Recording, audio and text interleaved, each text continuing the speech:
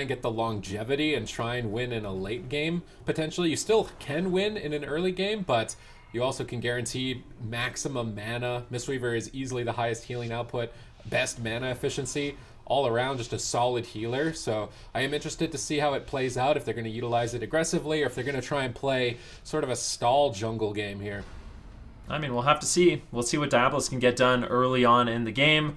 Obviously, the Rogue Mage Paladin, they're going to want to get aggressive, get crowd control on Zuniaki, potentially even make big swaps on Zuniaki if they can get cross crowd control on Facile and his pet, who can provide the Roar of Sacrifice, making them crit immune. So we're going to be looking for Gelu to get crowd control on the pet, the Hunter pet, so they can actually use his combustion effectively, or try to bait it so they can get that big one-shot. But it looks like nLite is going to be the team that starts off early on with big damage on Gelu. Oh no, Zuniaki's running relentless. Unfortunately, they don't find the sap. They try to utilize these gladiator spite trinkets to max out Zuniaki's corruption, but he's able to portal out of that circle. With blind into 3 saps or 3 polymorphs, you can stack the corruption level up to a point where it's almost unrecoverable, and then you get stun locked out, but their crowd control chain was disrupted, and Zuniaki easily survives. Now he needs to work at healing Cassidy up. They've got Freezing Trap onto the Holy Paladin. This is where they want to be generating the most amount of pressure onto Gelu, looking for Cauterize, but they don't have enough damage. Zuniaki gets interrupted. Kalai is trying to cross center field. Facile intercepts him with a stun into a Cyclone by Cassidy. I like the Cyclone honor talent choice there. That's going to soak up interrupts in the future, or it's going to just allow him to crowd control the rogue like this for 6 seconds, and now Zuniaki gets free healing. That's one change we've seen significant so far from the jungle, is just that Cyclone selection. Yeah, it's looking nice. Good pressure on Gelu so far. Zuniaki trying to run away, but Clyde catches him in a Hammer of Justice. Gelu, can you find crowd control, the Blessing of Protection to back him up? But unfortunately, they did not land the Polymorph. Clyde was really trying to set him up there. Lands the Hammer of Justice. Blessing of Protection on Gelu so he can't be interrupted, but they were unable to secure the Polymorph. Zuniaki will be using his Transcendence to get away, and now once again it's nLite's turn to get aggressive. Paralysis on Cly, and Acro is getting a little bit low, but they're using the spites on Cassidy. He's caught in a stun lock, cheap shot, kidney shot, Garrote Silence. How much corruption is he wearing? And that's the thing. A lot of these teams, when they play against rogue mages that are kind of notorious for using these spite trinkets, they wear lower corruption, so they're not as at risk for these big spite all-ins.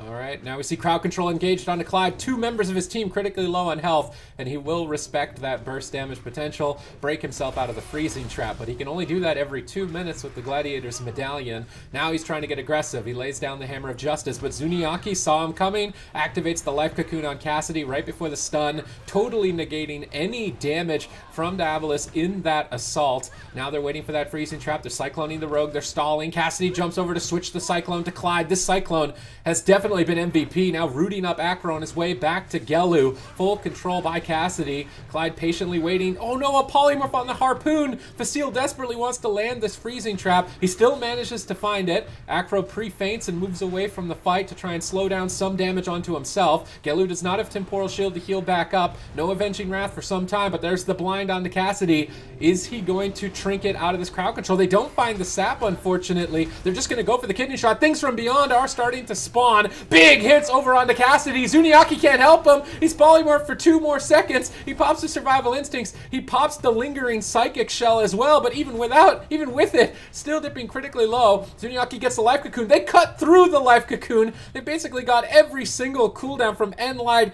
in that singular push. That was a very scary moment. I'm almost wondering if they can set that up on a target that doesn't have a Gladiator's Medallion, if it'll just be the end of the game. But now it's nLite who are aggressive. Freezing Trap onto Clyde. He has no Gladiator's Medallion still for some time. They need to push through for the Cauterize. They don't have enough damage to do so. Clyde immediately tops him off, charges in, lands the stun, and now Cassidy, what are you going to do? He's in a bit of trouble. He's going to try to interrupt Gelu and stop the follow-up Polymorph, and manages to do so. Cassidy looking for a Cyclone. Actually finds it on Cly as well, and now they're getting aggressive on Gelu. Gelu deflects a little bit with the double Dragon's Breath, kiting away, but he's just so low. Gelu actually charging forward. Oh. Cly in his range, gets the ultimate sacrifice, and now it's Cassidy in a kidney shot with an interrupt. Hammer of Justice combo onto Zuniaki. No follow-up crowd control. Nice interrupt there by Cassidy, slowing down Gelu. The polymorph lands, but it looks like Cassidy's going to be completely fine. The preemptive life cocoon onto Cassidy, but you have to be very careful here as nLite. Akru, Gelu, and Clyde, they have their spite trinkets rolling back up. Cassidy, without his on use of his cloak to remove those corruption effects, he's extremely vulnerable to the next attempt. Yeah, 22 seconds on blind. I think that's when Akru is going to look to engage this. Perhaps they try and bait it. They're dropping the Gladiator Spites. Clyde just lobbed his Gladiator Spite seemingly randomly. There was no stun lock. That's so detrimental to their team. Gelu's trying to drag him back into the circle, but they're not finding it. Then he jumps out of the second one. They've wasted pretty much every Gladiator Spite in this attempt. So long as they don't die to this greater pyro combustion, Zuniaki drops the Vitality Conduit, easily negates that push. And now that they've botched their trinkets, they're going to be very far behind. I would love to see nLite get aggressive with this time, look for more Cyclones, and try and get on top of Gelu for a cauterize while they've got a little bit of time to breathe. Gelu, it's just so difficult for him to land those polymorphs on Zuniaki. Akru in a position, they could even do a spite attempt onto Zuniaki if they really wanted to, playing Relentless. He's in a kidney shot. Do they have any more damage? Mending Bandage. Really good backup there by Facile. Whenever he can channel that Mending Bandage, he can remove all of the bleeds from Zuniaki. It makes it really difficult. If Facile's not in crowd control, I really don't think they're going to be able to take down Zuniaki just because of the Mending Bandage. Akru getting a little bit low. As you can see, nLite is switching up their targeting just a little bit. Clyde lands a big heal, keeping Akru nice and healthy. And now it's going to be up to Diabolus. Who are they going to get the crowd control on? It looks like Zuniaki. He's caught into a full blind. The Spite's rolling in. Do they get the sap? The sap. And Zuniaki's going to be in a lot of trouble. But Gelu, he's caught into a Cyclone. I don't think he got his Spite down. He didn't. Cassidy really disrupting this attempt onto Zuniaki. But no, the thing's going beyond. It's so much damage. Hammer of Justice. They shred through it. Zuniaki gets absolutely deleted. Very nicely done. Did they not have the Master's Call for Zuni? Was he maybe his pet crowd controlled? Because normally the counter to the corruption is to run a freedom effect, and when you're immune to snares, it starts reducing the stacks from the Gladiator Spite. I'm wondering if maybe they mistimed it, or they used it at a different moment, or if they crowd controlled the pet, because that usually totally negates a Spite go. Well, to help break it down and actually figure out if we think that's the reason why things went astray, we do have Zico. Zico, what do you think actually did cause that final nail in the coffin to be struck? Well, I think it just comes down to the talent selection of Zuniaki. I mean, running Relentless when you're running the human is kind of nice because, you know, you can still use that every man for himself, and it also lines up with Smoke Bomb. But the problem is if the enemy team plays triple Gladiator Spite, then there's not really a good way to shut down what happened there. And since you're playing the Mistweaver jungle instead of the Disc Priest jungle, I feel like the offensive, you know, power of the jungle isn't there to kind of end the game early enough. So I feel like when the game goes on for a long time, Rogue Mage gets several times to try to do this setup. Eventually one of them, you know, goes through, and that's the result, that dead Zuniaki. One of the goes is eventually going to stick, right? You just keep going for it, and eventually it is going to work. So do you think that there are any tweaks that you do want to see, Zico? Do you want to see anything change on the side of nLite, or is it all going to just come down to talents and trying to mitigate the amount of blows that Diabolus can actually grab? Like comp-wise? Well, I'm always a big fan of Zuniaki on the Priest, so I'm never going to, you know, say I don't want to see that. But I feel like if they swap around some of their talents, it should be good. Honestly, in that last kill, I was surprised to see Zuniaki go down since Cassidy did such a great job shutting down Gelu there. All right. But they got lucky with that. I have a question for you, Zico. I feel like this might have been like a blind pick thing, because, I mean, correct me if I'm wrong, I feel like jungle is actually pretty good into Rogue Mage Paladin with a Discipline Priest. So maybe they expected Diabolus Red to be playing something else, like the Mage Ellie or something. I think maybe they were expecting an RMP but with a different healer, like an RM Priest. Yeah. Maybe like RM Priest versus Mistweaver jungle is like an unfavored matchup. I think it's a blind pick. Like obviously nLite, they're going to be able to choose the next map as well as have the compositional advantage. And I feel like Zuniaki going on the Discipline Priest against the Rogue Mage Paladin, I would expect to see that, to be honest. Yeah. I think the next game is going to be very telling because we're going to see what the Diabolus wants to use in their blind pick, but we're going to see if this is what they just want to run blind in general, and we're also going to see what nLite's answer is. If nLite locks in a Mistweaver jungle again, then all of a sudden we're like, okay, well, this was the matchup they wanted, so maybe they just misplayed. Or we're gonna, see a different healer come in and be like, oh, okay, so that's what they were going for. Yeah, and talking about the format a little bit, I know some of us may be a little bit rusty. We haven't actually gotten to have one of these official Blizzard tournaments since all the way back at BlizzCon. So, Sid, for anybody who doesn't necessarily know what's going on with the format now that we're moving into our second game, could you break it down for them? Yeah, so we got a best-of-5 series. It always starts on the Grand Arena, as it's the most balanced, neutral map in the pool. It doesn't favor any particular strategy or composition. The loser of the first game will then get map advantage, so they'll be able to dictate where the fight will go. And I think the draft is currently underway, so Blackrock Hold was locked in. So because nLite lost, they locked in Blackrock Hold. Now Diabolus has their turn to tell the other team what they're playing because they won the first game. They've decided to say that they're going to be playing the Fire Mage, Holy Paladin, Assassination Rogue once again. And now nLite, with what we say the loser's advantage, knows where the fight's going to happen, they know what they're going to be fighting, and now they can craft and pick the specializations that they think would be most favorable into it. And this is where we get to see, did they mean to play Mistweaver in this specific matchup, or were they anticipating something else from Diabolus in the first game? Because in the first game, neither team knows what's coming their way, and you have to build a composition that can deal with the most situations. Yeah, and we already heard Zico mention that this is the one that's going to be really telling, because now we're going to see what composition nLite does want to play into this particular matchup. Ben highlighted that there could have been a bunch of things that Diabolus could have brought to start off not only this tournament but this series. But let's talk about Blackrock Hold in general. Ben, why do you think we are seeing this map? Well, I think on this map it would make a lot of sense if Zuniaki was a Discipline Priest. I think it's a really, first of all, it's a kind of a small map, but if Zuniaki plays at that sort of the center pillar, it's going to allow him to push in and get fears on Cly very easily, while also kind of avoiding crowd control from Gelu. So Discipline Priest in that position, he's in a perfect spot to actually land crowd control himself, if that's what Zuniaki decides to go with, and also avoid crowd control from Gelu. And it's going to be difficult for Gelu to get away because it is a smaller map, making it much easier for the Survival Hunter as well as the Feral Druid to kind of chase him down and cause a lot of pressure. So I think if nLite does go with the Discipline Jungle, that's going to make a lot of sense to me. If they go Mistweaver, this map doesn't make as much sense. Yeah, go ahead. They always go for Blackrock Hold. If they lose game number 1, this is something they've been doing a lot. This is like kind of their pocket. You know how like Wildcard always goes to Blade's Edge if they lose their blind pick?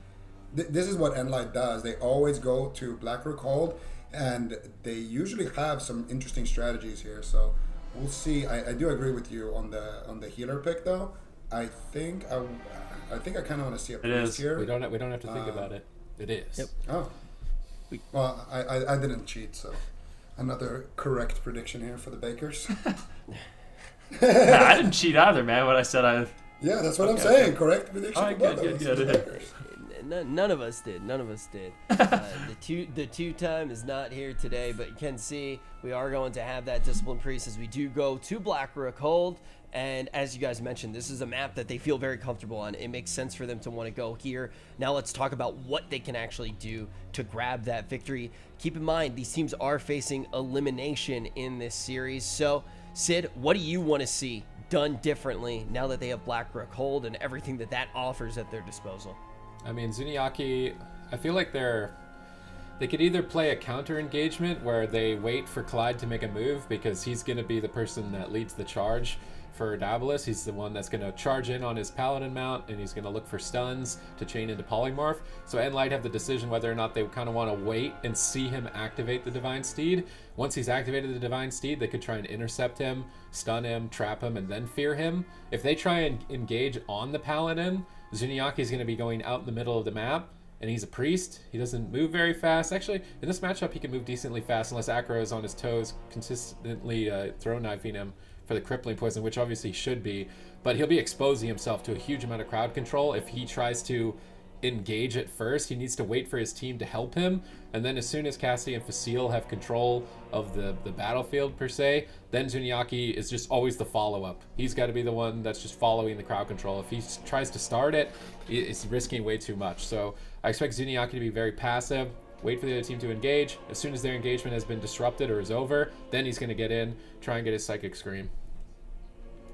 All All right, now you've started to hear some of the possible ways that they can get this victory. Diabolus, though, as Zico already said, this is a team that just wants to keep having their goes. If they're able to do that, eventually one of them should be able to break through whatever nLite does actually trying to use to mitigate those blows, and that would put them in a very good position in this entire tournament. Have we seen anything surprising yet on the corruption side, though? I'm going to keep doing that corruption watch to try to see if we saw anything, but this one looked pretty standard, right, Zico?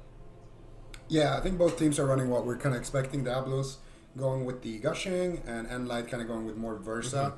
And I think one thing that we really haven't mentioned too much, but I do want to take the time here to kind of highlight it, is that both of these teams are basically titans in the region. You know, Diabolus Red, they're one of the teams that we expect to do extremely well in the tournament. They lost to Wildcard Gaming, which in my opinion is the best team here today. But it was a 3-2, and I watched some of their war games, and they were actually beating Wildcard Gaming's Warrior, Mistweaver, DK, their TSG, which Method Black were struggling against. So I think that one just comes down to the blind pick that they went down here in the lower bracket. But the same thing goes for nLite as well. I think they are the best jungle in Europe. So it's no matter how we look at it, one of these titans is going home right away, and it's a little bittersweet. Well, yeah, it's also going to change the entire field of play, right? You start talking about those compositions. We go from how quick did it even happen? You go from like 200 teams to 8 teams. When you take out a composition, when the field of play has been narrowed this much, Ven, talk about how much, as somebody who's competed in tournaments like this, won tournaments like this, won tournaments on the biggest stage, how much can that change your entire run when one team that is really strong, their composition gets removed from the tournament this early? I mean, it could be the difference between winning and losing the entire tournament. I mean, if nLite happens to win this series, the team that comes down from the upper bracket, if jungle is strong into them, they're going to be very sad. Whereas if we see Diabolus actually take victory and they advance, and that team comes down, it's going to be completely different for them. So it can literally, change the entire field of play and even who wins the tournament. So every single one of these matchups is very important. Like Zico kind of mentioned, both Diabolus and nLite, both very, very powerful rosters, strong teams. We're going to see a lot of adaptation in terms of not only the comps that they can play, maybe the corruptions that they use, but also just play style throughout this series and any other series we see them play. Yeah, and I do want to take a second here before we do get in the game, because it seems like it is going to be a second, just to kind of hear what your favorites are, as far as maybe not necessarily even compositions that are going to be able to take down the entirety of this tournament, but just maybe classes that are being slept on just a little bit. Because Ven, I know that you already had some relatively hot takes that I thought. What do you think is strong going into this weekend? So I mean, for me, with the way corruption is right now, and what compositions are really powerful in this meta, I think one class that doesn't get talked about enough is Arms Warrior. So my prediction is that it's going to be a team that has an Arms Warrior that ends up winning in both North America and Europe. I could be wrong about that, but I think they're really strong right now. Such a durable class. They put out a lot of damage, and they've been kind of the X factor on a lot of teams to sort of disrupt the current meta of Rogue Mage and Destro Warlocks as an example. So I think when we see a really good Arms Warrior like Blizzo, for example, that's where we're going to see some real disruption, and we'll see them play exceptionally well and have good success. The good old Warrior. And keep in mind, though, if you are watching at home, this is like one of those weeks where you look at something like the Warlock, and it's even scarier than it was before, because a lot of those Warlocks, they have a lot of echoes, and they had all of their good traits on the vendors, so they're able to stack them up really quick. It's going to be different when you're in the tournament environment, right? All of these folks have access to the best corruptions. They are already having the best loadout, so everybody's achieved that potential. Even though Warlocks maybe were able to do it a little bit quicker on live, against a scenario like this, and you're going to see something like the Warrior able to actually take that Omega Lol out of the O and be able to bring some damage instead. But we're about to jump into the second game. Let's see if Diabolus is going to be able to take one back-to-back, or if nLite's going to be able to even the scales. All right, let's see how Zuniaki favors this matchup with his Discipline Priest, the OG Priest from way back in the day, playing this time around with Cassidy and Facile running the jungle cleave. Can they get enough crowd control and damage out to close this game, or will they be overwhelmed by that Gladiator Spite I feel like Diabolus was one of the first teams in a tournament setting that we saw really highlight that. They even brought an Outlaw Rogue Elemental Shaman. I think that was the first one-shot we saw with them running it. It's definitely a trinket that they've trademarked. They've got a sap on Zuniaki. Their Gladiator spiting the Priest, but he's got Master's Call, so that Hyena just jumped over. But they dispel the Master's Call, so now his corruption stacks are beginning to rise. Sap, sap, sap, and a full blind into stun. Zuniaki pain suppressions immediately. Will pain suppression be enough when his corruption is maxed out? Now dropping the Vitality Conduit, landing a triple Psychic Scream, and making his way from the first engagement, but it did cost him quite a bit. Rapture, Vitality Conduit, Pain Suppression. There was a lot used by Zuniaki, and it doesn't look like Diabolus, they are stopping just yet. But, I mean, Zuniaki has taken some punishment in the past. He's done an incredible job. Gelu looking for a greater Pyroblast, gets interrupted. And now, it is time for nLite to strike back. Zuniaki in a prime position to land the Psychic Scream out of the trap. Can he do it? Gelu's going to be in a world of trouble if he can, but it doesn't look like Zuniaki has it available just yet. Gelu getting a little bit low, look for a Polymorph, manages to find it onto Zuniaki. Kidney shot onto Cassidy. Can they take him down? He's got a lot of defensive cooldowns in bear form. Nicely done there by Cassidy, disrupting that attack, and that's going to allow nLite to continue their offensive assault. I mean, every kidney shot before the Gladiator Spite, I almost feel like it's a bait. They're just hoping somebody uses a Gladiator's Medallion or a cooldown during it, and then they're going to only win in the Gladiator Spite window, and they just need to stall in between. Right now, we see Gelu trying to stall by polymorphing the Hunter, while his Paladin can't heal. Acro did dip low and respected the crowd control and had to evasion regardless, but here are the Gladiator Spites. They Master's Call. Can they remove the Master's Call in time? I believe they have at this point, but without Blind Sap in it, I think Zuniaki should be able to get away quite easily, almost scot-free. Acro can't stay on target. Zuniaki recovers through another Gladiator Spite assault, but Blind is coming up in 20 seconds for the next one, and that could be devastating. A surprising amount of pressure actually across the board. The entire team of nLite at 80% health, but they're pushing for the kill onto Acro. They need to find it here in this window. They do manage to at least pull Clyde's Gladiator's Medallion. He won't be able to escape crowd control for the next freezing trap. nLite keep themselves in the game. Definitely. Gelu looking for greater power blast throughout this game, and that's basically to bait interrupts so he can get off Polymorph when he need to. Gelu now looking for a full Ring of Frost on Gelu, or onto Zuniaki. Cly actually with the Blinding Light into a full Polymorph. Nice setup here by Diabolus. Cassidy could easily fall. Big damage. He does have the survival instincts to stay alive. Full blind. That's actually a DR blind on Zuniaki, unfortunately. Not going to get massive value from that. And it looks like nLite will be able to survive. Now a swap over on Acro. Full fear on Cly. Acro getting a little bit low. He doesn't have any defensive cooldowns. Uses the Feint, uses the Cloak of Shadows, trying to escape. Those aren't going to be too powerful against Vasile and Cassidy, doing mostly physical damage. Maim now onto Cly. Big crowd control, but nLite needs to be very, very careful. Cassidy also getting low, doesn't want to overextend and drag Zuniaki in the open. But one thing that's kind of surprising to me, Sid, is we see Zuniaki just way behind on mana compared to Cly. This might be why he switched to the Mistweaver instead. His mana was not nearly as terrible as it is right now. They need to get a win pretty soon. They could with this push. There's no way to break out of the freezing trap. Acro activates the Lingering Psychic Shell, one of those raid tank trinkets, to absorb the hits during that crowd control, and it looks like it's just enough to stay alive. Zuniaki premonitions a Polymorph. He's trying to make his way in. Cassidy is quite overextended, but with the Priest, they need to play aggressive. Zuniaki snipes in the Vitality Conduit right before the Hammer of Justice, healing Cassidy back up to full. Now Zuniaki's charging in with the Feather, looking for her Psychic Scream. Acro pops evasion, immediately realizing he could be in trouble. They stun him, but it's on diminishing return. Does it even matter? Big Drestagath connects. Clyde has to use his sacrifice now as well in that push. nLite keep themselves in the game aggressively, but Zuniaki's mana is critically low. He drops the barrier right before the crowd control. Zuniaki is anticipating crowd control after crowd control. The only reason Cassidy is even alive at this point. Acro silences after the blind. Gelu trying to get line of sight for Polymorph in the near future. Hammer of Justice is laid down. Gelu blinks back for Polymorph. Polymorph has been secured. They need a kidney shot as soon as possible for Cassidy. Cassidy's just running away. There was no kidney shot available. And it looks like they're going to make it through that crowd control chain for now. Nicely done by Gelu, stopping Zuniaki from landing that fear. They're doing a great job, but Clyde gets caught anyways. Cassidy gets caught into a kidney shot, a random spite coming in. Gelu trying to get some value out of that, but it looks like it is going to be Gelu's Ice Block. Still has the Cauterize, maybe didn't want to use it. There was actually no crowd control on Clyde. I'm a bit surprised to see that Ice Block, but maybe just doesn't want to fall too far behind. Acro getting extremely low as Clyde gets caught into a stun. There was just no defense left. Big damage coming in from Cassidy and Vasile. They managed to take down Acro. That was a bit unexpected, to be honest. I mean, Clyde, I guess he didn't have too many healing cooldowns, still had his trinket, but just those little micro CCs denied, and Acro fell.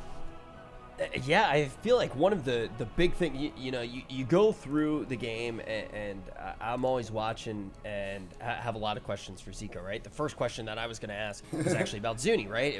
Why was Zuni getting taxed so heavily on the mana? Because all of a sudden it looked like maybe nLite was on the back foot. So break that down for us, Zico. Why did we start seeing that tax on his mana? Well, I think a lot of it is... we've seen kind of Method Black versus nLite, and they started really going after the priest. We saw Diabolus Red do that as well in the very start. And there's so many small things that matter, but I think the main thing here, when we're talking about the mana, is, of course, it's a priest. You have so many responsibilities. You got to dispel people. You got to use ineffective healing because, there's people getting bursted left, right, and center by the rogue mage. So the priest is always going to kind of lose that mana war. But the good thing about Priest right now is that Vitality Conduit doesn't actually cost any mana, so it basically guarantees the Priest to at least keep his team alive up until, you go out of mana, which has been a problem in the past. They haven't been able to keep people alive. But there's so many small things in general with the strategy. The reason why they stopped going for Zuniaki was because of that Master's Call freedom in general. Because Spite is a 60% slow, freedom actually just dispels Spite. So if you're standing in a Spite with a freedom, your stacks are actually going down. The game is treating you as if you're not standing in the Spite. And I think a big reason to why Zuni is able to survive is because of Facile giving that freedom, giving the mending bandages, and then on the flip side as well, setting up kills for his team with those traps. Yeah, so what's your take on this matchup all in all? Because we were talking so much about, okay, what do we think nLite was actually trying to pick into in the blind pick? We said that this matchup was going to be telling. Do you feel like we do have that information now after we see this second game? It feels like the Rogue Mage is favored, honestly. Typically, it doesn't feel like Rogue Mage is favored, but I think with the Pally, it feels like they're favored. And I gotta say, Clyde has been stepping up big time on this Paladin. He's a priest main, and a phenomenal one at that. But seeing him on the Pally, I think, is giving this team exactly what they need to be able to kind of find wins against some of these comps that they've been struggling against. Would you agree, Sid? Is Clyde the player that you want to be looking at? I mean, I think the healers are going to be MVPs on most of these teams. If you have a healer that just can only play one healer, you're going to hit a roadblock eventually. There's going to be a composition that healer can no longer deal with. I feel like Zuniaki, he was having trouble with the Mage Warlock teams, and then he had to learn Mistweaver, and then was able to win into the Mage Warlock. So this could be, like you said, a matchup where if Clyde was limited to only Priest, that he might be getting stomped on, but because he stepped up his level of multiclassing and now can bring the Paladin to the table, it's no longer an issue. One thing that was standing out to me was Zuniaki's Azerite choice selection. He's not actually min-maxing for the mythic 490 raid gear. He's actually opting to make sure that he has 3 ephemeral recoveries, which just gives him mana back every 3 minutes when he's below 20%, which, I mean, he was below 20% like, like 4 minutes of the game, so he's probably getting a lot of value out of that. And it's interesting to see how, like, he's played this matchup so much that he knows he doesn't need healing efficiency so much as he needs mana efficiency, and he's customized his character accordingly. Man, you look at some of the things like Azerite, you look at some of the things with like corruptions, and throughout the expansion there were quite a few moments where it's caused my hairline to recede all the way to the back of my head. But when you get to moments like this when you actually do see players who have the highest level of skill have had the time to really mess around with these, I feel like this is when we really start seeing it come together, right? Like all of a sudden we're talking about these crazy builds, we're talking about all these things, and it's been making this tournament really exciting. And to see Azerite traits like that actually come out from Zuniaki, obviously very exciting thing to see. But now we need to start thinking about what we're going to see in this next draft. We are going to be moving to Ashmane's Fall, 1-1, all tied up. And I want to go back to what Supatis was talking about with healers, because I think it is really important to say, Ven. I feel like it's just been a huge fulcrum shift that's happened throughout the recent years. I mean, really, maybe even before Legion, definitely in Legion, it was already a thing. But you see healers in a position where they need to be able to do it all. Like, there's so much pressure on healers if you want to be a top-tier team to be able to multi-class at such a high degree. I mean, there's really no question about it. At this point, healers are basically expected to multi-class, and it's a lot of pressure, to be honest with you. I mean, picking up a new class, and I would say basically having the game on your shoulders in a lot of ways is obviously going to be something that isn't easy to do, but a lot of these players have really rise to the occasion, and like you kind of mentioned, it's almost expected at this point that you are not just a disciplined priest. You've got to be able to play more than just one healer. It gives your team a lot of flexibility, especially within these 4-player rosters. You know, being able to switch between just priest and paladin or priest and mistweaver monk, all of a sudden it gives your roster a lot more depth, and is very important. But yeah, definitely got to give a shout out to all these healers learning all these different classes, because I feel like for the most part they have a very difficult job. And melee as well. There's a lot of people who play melee that play a lot of different roles. Like you'll see someone play rogue and windwalker, warrior and windwalker, for example. Which, I mean, it kind of carries over, but I think it's a lot more rare where you see casters playing multiple roles, which is kind of interesting to me. Like you don't often see like a mage playing a warlock. Yeah, well, that's because, you know, playing a mage, it's so difficult that it's the equivalent of playing 4 healers. Oh, yeah. okay. And that's Yeah. why, like, I literally you know, heard some Zico about it. I mages- was like, oh god, man. Oh gosh. I mean, here we some go. mages they only stick to just one spec. It's that hard to play. So We didn't. That's we, like- we that- didn't even make it through one series before we heard the 5-headed mage talk start coming through. Well, I didn't want to call out any particular DPS, but I was gonna say it is a little bit funny to me when we see, you know, some DPS players only play one specialization. You know, one class, let alone just them out, one call them out. Talking about specialization. fried kitty, aren't you? Meanwhile, their healers have to learn, you know, 4 different classes and be expected to play at, you know, the top tier level. So definitely big shout outs to those healers. Double standard, right? Yeah, I mean, Well, like, I want to see think about Zico how- and Ben the make mages. warlocks on their streams. Can Well, we see I mean, that? seriously. I think used to about main it. warlock, Yeah, man. Yeah, but I want to see you now. I want to see you now. Yeah, with the Malefic Well, it's, Rapture when it actually comes out. Whew, it's spicy, but you know what? Shadow. Yeah, I might make one. In You know what Shadow. else is spicy though? This matchup, we're going to be jumping into it right now. All tied up. Who's going to pull ahead? Is it going to be Diabolus or is it going to be nLite? This is actually really interesting. So I would have expected Diabolus to switch their composition based off the Zuniaki and the blind pick. But I think what Zico said maybe holds true. Maybe they feel like they actually are favored in this matchup with the Paladin. That last game was really, really close. But I think this is just one of those series that is just going to be whoever plays better, whoever makes better plays is going to end up winning. Like, I really don't feel like anyone is super advantaged. At worst, it's like a 55-45 type of matchup. So we'll have to see who pulls ahead. I mean, the biggest mistake that we saw towards the end of the game was Blessing of Sacrifice from the Paladin, used at the same time as the Rogue's Evasion. You can get away with overlapping Feint and Divine Favor. Those cooldowns are available quite frequently, but when you use Evasion and Sacrifice at the same time, that's a big window of opportunity. Oh, nice spite attempt here on a Zuniaki. Where's the Master's Call from Facile? He's waiting to utilize it. Now Master's Call is activated. Instantly spell stolen. Full blind. Corruption stacks maxing out. Gelu is being counter-pressured though. Acro begins the engagement, but there was no third spite. Clyde was taken out of the fight almost immediately. Without that third Gladiator spite, Zuniaki holds on to a lot more cooldowns in game number 3. His team currently blinding lighted and now has to activate the Rapture. I think he used the same. About the same at this point. Zuniaki wrapping around the pillar, line of sighting the Paladin and the Mage. Very important to reduce potential greater pyros and judgments to reduce Hammer of Justice. And I love this rogue strategy. Anytime Acro overextends, they get his lingering Psychic Shell as well as the Cloak of Shadows in that push. Big Divine Favor going to top him off. Big swap over to the Hunter, and we have not seen the Hunter targeted, so I'm curious if Facile has changed his build, if he's dropped some versatility for some Gushing Wounds, and potentially he's going to be a little bit more squishy if he's done that. We're definitely going to see Polymorph on Zuniaki. Here it is. Spite's loading up once again, but there's no follow-up. Unfortunately, good crowd control from Cassidy and Facile to deny. Zuniaki gets away from that one easily. That attempt is completely botched by Diabolus. Gelu getting low, Acro getting low as well. Clyde trying to top him off with a Divine Favor. Does manage to do so.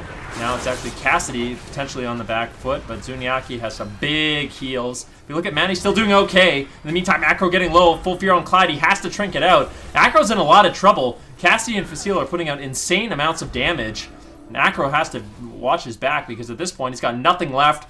They're going to go for the kill, actually. Stun over onto Clyde. They're looking to take down Cassidy or Facile at this point, but Gelu and Acro are also low. This is a very explosive game, Sid. Oh, beautiful premonition. Zuniaki is now in diminishing return for Polymorph. He's getting ready to get a Psychic Scream. As soon as he's out of these Polymorphs, he's making his way. If he can get to that freezing trap in time, Clyde decides to break it with the Divine Shield and Sacrifice. Not overlap this time, but very limited on cooldowns regardless. The next freezing trap could easily be the end of Acro's life if he is not careful. Gelu is currently pressured, but Zuniaki is crowd controlled. They're trying to take out Facile in the kidney shot. Will they find the kill? They don't. Zuniaki's now broken out. He's charging over for the full Psychic Scream.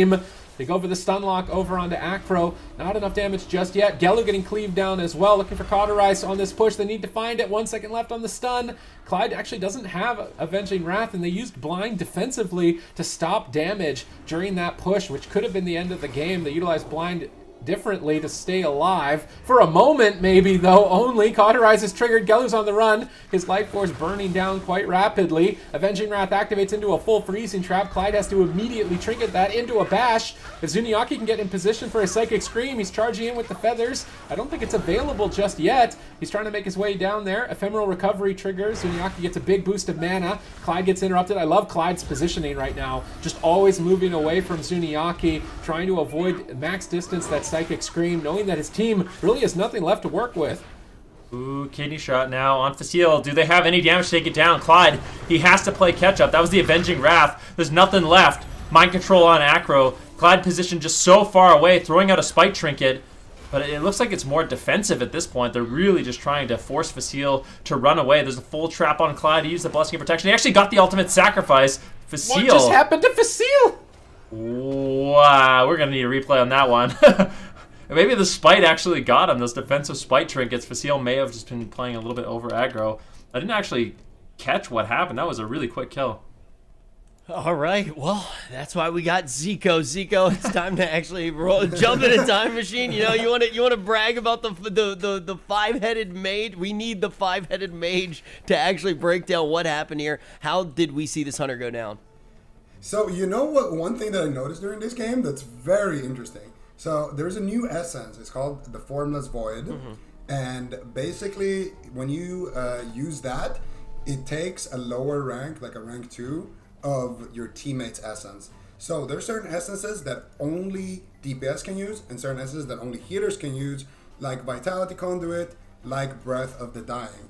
And Clyde is running the Formless Void, stealing Breath of the Dying, which is basically like an execute, from his teammates, and then he's using that to help them kill. That's cool. That is cool. That's really cool. And I like that. Yeah, it's also cool too because it's one of those things where it's a relatively newer interaction, right? With both of those essences, Breath of the Dying as well being. I mean, you got to farm that Uldum Accord reputation still, which didn't get hit with the reputation buff. Get revered to get the rank 3 of it, right? So a lot of people probably haven't really gotten to mess around with that much. That's really interesting to see that come out here. Sorry, I was just watching what happened, and it actually was just a decent, like, it was a nice setup. They just had good burst damage. There's a kidney shot that came in on the hunter. We just completely missed it. It wasn't random. There's lots of Breath of the Dying, lots of kidney shots, lots of damage, and that ended up closing it out and taking them down. Yeah, I think the main thing is, too, is it repeatable? Zico, do you think that something like that could happen again? Yeah, well, that's the thing. I feel like, in general, this is something we've been talking about a little bit more lately. But the best teams are the teams that have multiple pressure points. I feel like it's very outdated right now you CC the healer and you go after one DPS and you keep doing it until he dies. I feel like now the best way to play the game is you go after the hunter and you go after the feral. When you land the stun, you go after whoever's out of position, whoever has the lowest HP, whoever doesn't have a trinket maybe, and then you keep swapping like that back and forth. Healer doesn't know who he should, pre-vitality or pre-heal or drop his barrier on, and then you can catch somebody, when they're not ready, when they're already low, but they still have some cooldowns, like in that last game. So absolutely, I think that's one of the strengths of both of these comps. Similarly to when nLite won, they went after the mage. All of a sudden, they did a quick swap to the rogue and deleted him. And I think that's how both of these teams got to play if they want to win this. All right, yeah, good thing to keep in mind, man. It's just like I was looking at the chat, and everybody in the chat. This is always how it goes too. Everybody in the chat was like, "What just happened? What just happened?" And then one person typed, "I knew that was gonna happen." Smiley face. It's like, oh no, he knew. All right. Well, the question is, what is going to happen this time? Maybe that guy in chat can tell us right now. We're headed to Dalaran Sewers. This one could end it. Draft already underway. And Super Tees, what do you expect Diabolus to do here? It seems like they got pretty much everything in their favor. I mean, I think it's Facile that has to make a decision to drop some Gushing Wound corruption and get some verse amps. I mean, he was wearing like a little bit of a all Gushing Wounds, I believe. So they were just able to take advantage of that and burst the hunter down. The question is whether or not, if he switches to verse and they start attacking him, they realize he's not dying. They're like, oh, he's probably wearing verse. And then they go back to the feral because they figured that out. Does the hunter do enough damage without the Gushing Wounds to be able to win? And that's the question Facile needs to figure out, and their team needs to figure out. Can they win without the Gushing Wounds damage if they can stay alive? Maybe they can if they run Mistweaver, and then they set up the Master's Calls better. I feel like Zuniaki only died in that game because of a very perfect storm for the Rogue Mage. Zuniaki out of line of the pet. The pet was Frost Nova out of line.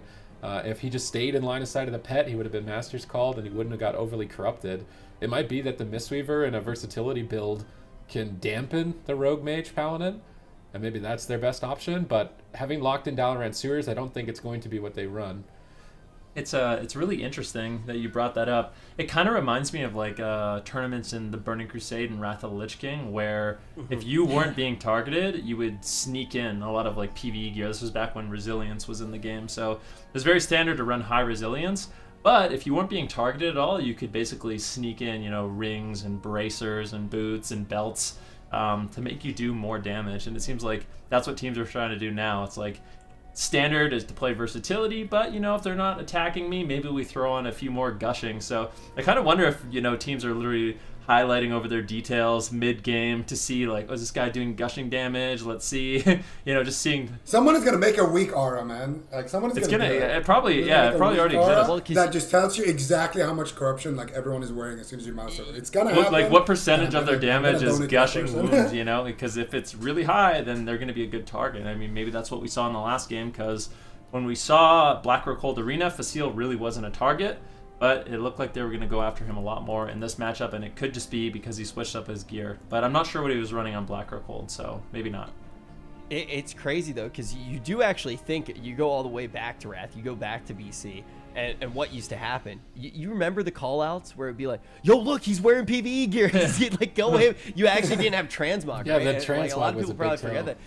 Yeah, so like you would visually see on the player like, oh, that's the guy that we got to snap onto right now that he's trying to sneak in extra damage. So now, yeah, you do need to do those cheeky little things to try to figure out what's going on. A very new dynamic, something that is very interesting, but the main thing that we need to be paying attention to right now is the fact that Diabolus can take this one home. First series of the day, first time back in way too long. I think it was all the way back in November that we actually got to do one of these. You did not want to be going home here, and nLite is facing that fate. All right. I'm a little interested to see. They locked in Dalaran, which is a small map, but last game nLite locked in No, Ashamates. Diabolus locked in Ashamates. Oh, Diabolus, no, yeah. They want the right. big maps so the Paladin can avoid the priest. Yeah, Diabolus wants the big maps, and nLite wants the small maps. Okay, it checks out. I think Map if checks out. Zuniaki is... The map checks out. Zuniaki's enabled more to find Psychic Screams and he can close the distance, then they have enough crowd control to win.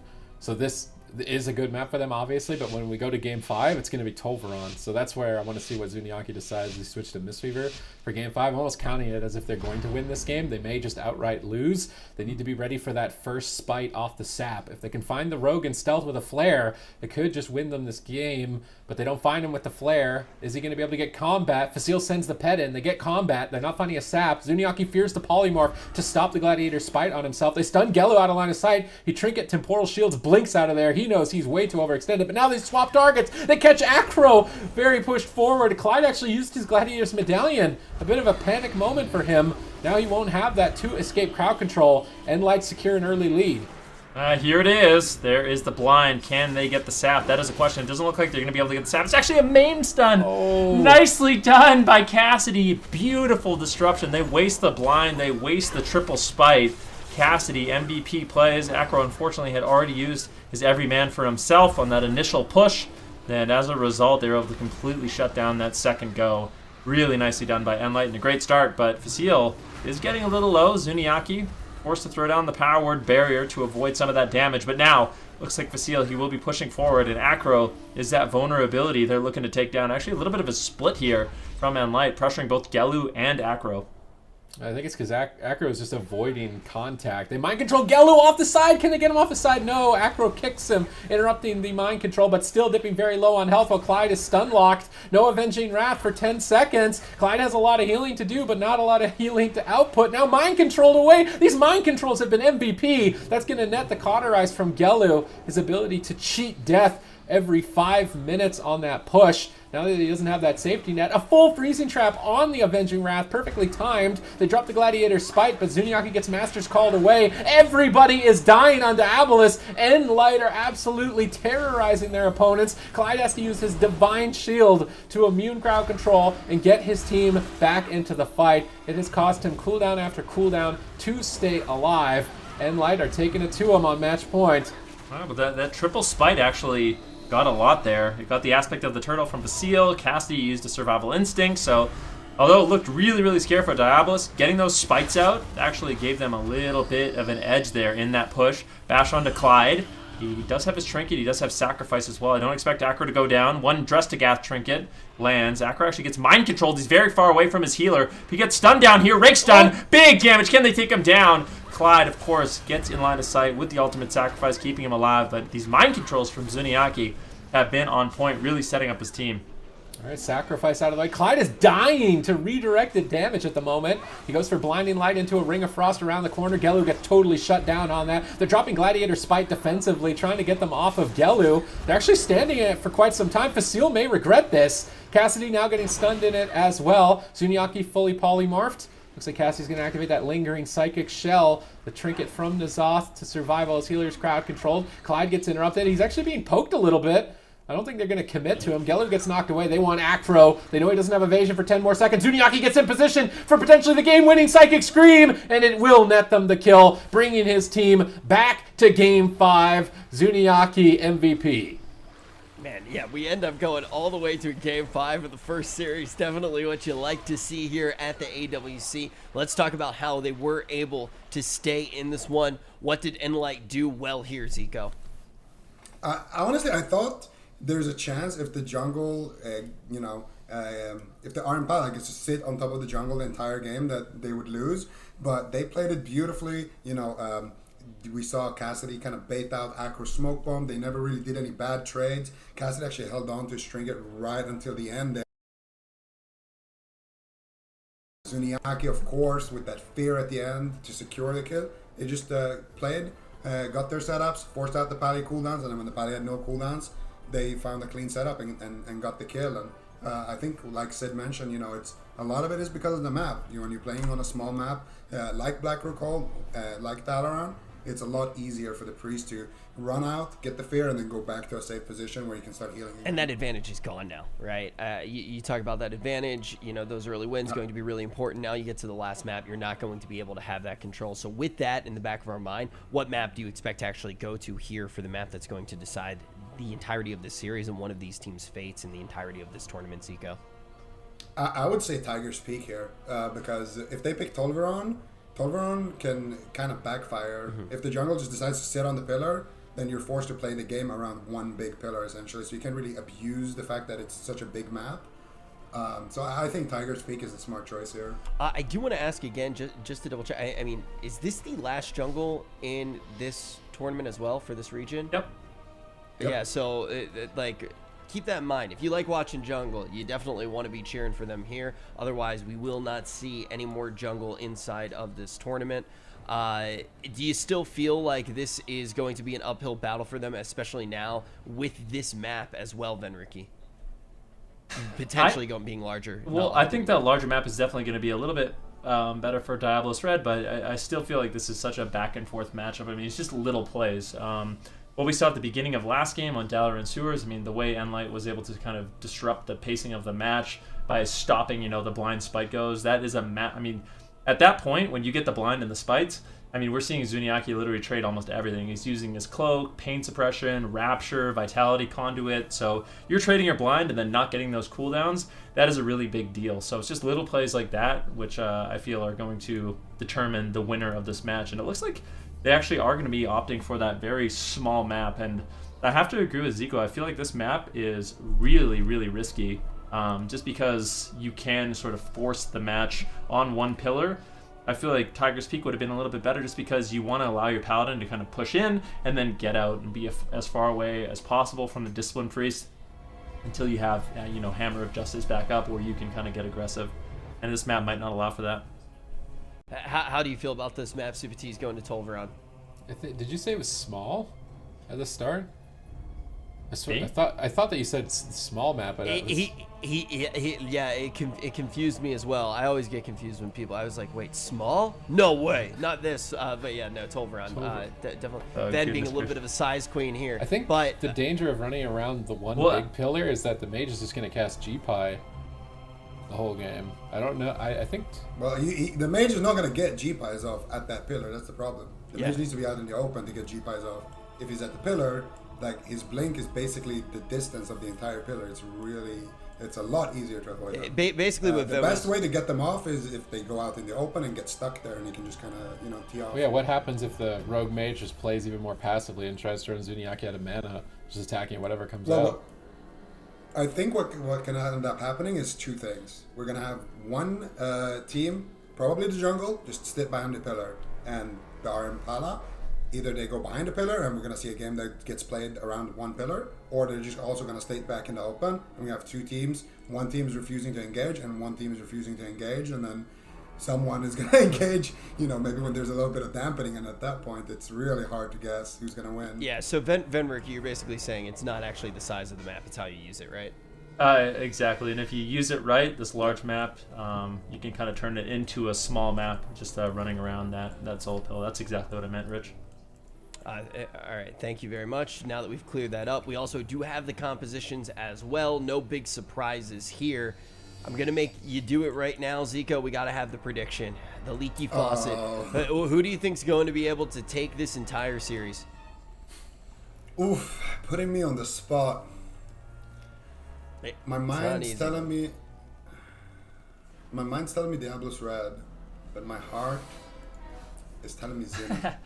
Usually I don't go with my heart, but today is Ven's birthday. Oh wow! So I'm feeling the love today. Wow! So we're going with our heart. Happy How many birthday, song Ben. puns are you gonna make in one statement? I mean, the thing is at any point when you do kind of have that divide, though, where both of them seem right, really does show how close this one is. Well, not just that. I mean, both these teams are really easy to cheer for, right? I mean, Zuniaki's jungle with Cassidy, they're just so aggressive. I mean, Facile, Cassidy, Zuniaki, they play so aggressive in the match. It makes it really, really fun to watch. And Diabolus, I mean, they're another one of those teams. They kind of just push the pace the entire map. They're constantly trying to win. They're not sitting back and waiting for dampening. And I think that's what makes this matchup in particular really interesting to watch, but also just any time these teams play. Yeah, I mean, you also just know when you do look at squads like these are faces that can compete at the highest level. They can compete up on the main stage time and time again. It's very easy to cheer for them, and one of them is going to be sent home. And it is clear that is going to have a large impact on the entire field of play. Tolvaron going to be the map where that does happen. The compositions that have gotten them here, we're going to be finding out very shortly who is going to be able to take it. I do want to ask really quickly one more time with the jungle as well. How do you guys feel like in the entire field of play, jungle does fare? If a jungle does move forward in the tournament, if nLite does move forward in the tournament, Zico, how do you think they can do against the rest of the competition? Honestly, I think Diabolus Red has the better shot of making a deep run in this tournament. I think they would do a little bit more damage on the bracket in general. But I do think nLite, they would go up against Dendi, right? and actually no, they would go up against Dendy potentially later. They would, well, it depends honestly. It's a hard call. But if I had to look at this entire bracket, I would say the only team that I can see nLite even beating on the entire bracket is Diabolus Red. And that's a 3-2 if they win. Yeah. I think everybody else should beat them. Everyone else has, double melee comps, wild card, Method Black, all of these teams that just have so many comps. I feel like they should win. Now I can see that we are loading up Tolvaron Arena. We're going to actually find out who can move forward here in the tournament. This is going to be the second series technically because of the first forfeit, but the first series that we've gotten to watch. We're going to get a lot of information on the teams. We're going to be chopping it down to the top 6. Let's see who's going to stay in the tournament. Is it Diabolus or is it going to be nLite? Yeah, and I'm really curious just to see where we see nLite position on this map. Are they just going to try to stick to one pillar? Or are they going to try to push the pace and have Zuniaki just run on top of Clyde? I feel like if nLite is in the open for too long, that is going to be a recipe for disaster, especially with Gelu playing Greater Pyroblast, just having that threat of that massive attacking spell being cast out. I mean, it's something Cassidy and Facile are going to have to constantly be worrying about. But I mean, this series tied up 2-2. This is an elimination series as a reminder. And after this game, one of these teams will be completely out of the tournament. Game number 5, match point. Only one team can stay in the tournament, compete for the prize money, and compete to qualify to the circuit stage. They don't find combat initially. Blind into Sap. There's only 2 spites, and they don't go for the Sap. Cassidy jumps in to stunlock the stunlock on his healer, Zuniaki. And Zuniaki's looking to line of sight the combustion as soon as he can. He has Rapture currently active. These Power Word shields should soak the hits. Freezing Trap over onto Clyde did stall some of the aggression, and Zuniaki makes it out of that first Gladiator Spite assault much better than he has in previous games. And that could be actually the deciding factor to their team's victory here in Game 5. Look at Acro. He's just positioning very far away. Doesn't want to be in the match for too long. Potentially looking for a re-stealth here. He's just going to allow Gelu to kind of soak up all of this damage. And once he gets that re-stealth, I expect them to get aggressive. But you can't just leave Gelu for too long. The trap lands on Clyde. Gelu could be in some trouble. Deflects it with a nice temporal shield. Now a kidney shot, smoke bomb on Cassidy. Zuniaki is not panicking right now. That lingering psychic shell, that tank trinket from the raid is going to allow Cassidy to survive. And now a big attempt on Acro, who uses his own lingering psychic shell. So in this matchup, even though these teams, are looking for a lot of offense, that tank trinket is going to be giving them a lot of defense as well. So it's a big defensive cooldown they can rotate through in this matchup. Oh, Vitality Conduit activated, but that took Cassidy's health to heal Facile. Now they may switch to Cassidy. Zuniaki gets counterspelled. Clyde looks a bit reluctant to get aggressive here. He's dropping his Gladiator Spites. They're trying to go after Cassidy, but he gets life gripped out. But Facile got left behind. Oh, he's going to Master's Call himself. That was smart. Split their resources. Life Grip is a good way to get out of Spite, and Master's Call is another. They saved them for 2 members of the team. Now they're engaging crowd control, trying to intercept the push, and that does net them the Gladiator's Medallion from Clyde. He won't be able to escape from crowd control with it in the immediate future. However, during this time, his healing is going to be quite powerful, and likely that we see his team take too much damage. I almost wonder if Zuniaki needs to try and find a drink, if they should focus more on defense. Right now, they're just playing it out in midfield. Gelu dropping down a combustion. He blinks back to line of sight being dispelled on it and tries to burst down the target, but not finding too much damage without crowd control. Clyde is now stun locked. Freezing Trap's in the air. It's going to land. Zuniaki instant dispels Sheep, but into another one. Mind control attempt. Acro Shadow steps over to interrupt it as he is very low on health. Zuniaki might just snipe him at 30%. Divine Favor, big slow heal. Clyde gets that, but now they've switched targets over to Gelu. He's low on health. Clyde needs to pick up 2 players on the team with no Avenging Wrath, and a Freezing Trap is imminent. Where are the openings here for Diabolus? They do have Spite attempt coming up relatively soon. Blind is available for Acro. Potentially they go after Zuniaki, but no, it's going to be a Dragon's Breath Sheep coming in from Gelu. He gets feared on it. Disaster, and now it's Acro that's in trouble. Clyde has to use not only his Divine Shield, but also his ultimate sacrifice to keep Acro alive. Unfortunately for Gelu, just didn't have the haste to get that polymorph. Sneaks one in on Zuniaki, very nicely done. Blind, Spite, kidney shot onto Facile. Every man for himself to escape. Does not want to mess around. Mending bandage, and he will be able to survive. It's a nice attempt, but still, Facile getting a little bit low. But with that lingering Psychic Shell, that should be enough to survive. But Diabolus finally getting some big cooldowns out of Facile. All right, stun lock combo here. Acro in a bit of trouble. If they land this freezing trap, they don't find it. Unfortunately, Facile disengages over. Acro is just dying to nothing, seemingly. Clyde gets freezing trapped. He doesn't want to overlap with Cloak of Shadows, but he has to. He's forced to. His hand was quite literally forced. Now kicked instantly on it. Acro's just going to get chomped out of Game 5. Beautiful aggression by Cassidy and Facile, tag teaming and taking Clyde out of commission, nailing the kill on Acro. nLite stay alive in the tournament. Dude, yeah, this is why you always trust your heart, Zico.